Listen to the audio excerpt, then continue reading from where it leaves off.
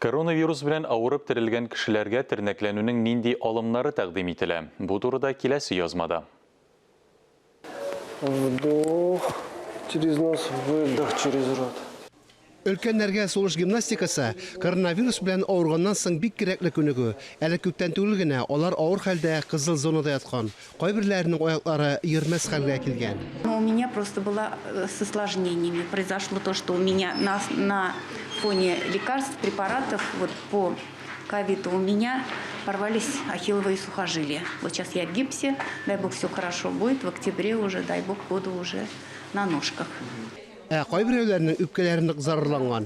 Гадәти тормышка әйләнеп кайтырга тернәкләндерү үзәгендә булышалар. И обязательно надо ходить на реабилитацию. Обязательно. Очень хорошо, что организовали здесь вот это вот.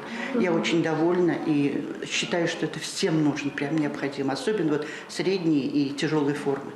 Көндәлек сулыш алу процедуралары, дәвалау физкультурасы, массаж, сәламәтлек саклау министрлыгы белгечләре һәм тернәкләндерү табиблары шундый комплекс төзегән. Госпиталь базасында озонотерапияны да кулланалар. Бу Татарстанда коронавирус белән авыручыларны тернәкләндерү үзәкләренең берсе.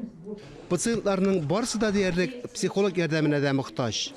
Бу тернәкләндерү үзәгендә тәүлегенә 50-гә якын кеше курсларда шөгыльләнә. Хәзер шундый үзәкләр барлык зур медицина учреждениеләрендә диярлек ачылды. Максат коронавирус белән авырган кешеләрне гадәти яшәү режимына кайтару. Фарис Мөхәммәтов, Айнур Вәли Әхмәтов, Дамир Мөхәммәтханов, Татарстан яңалыклары.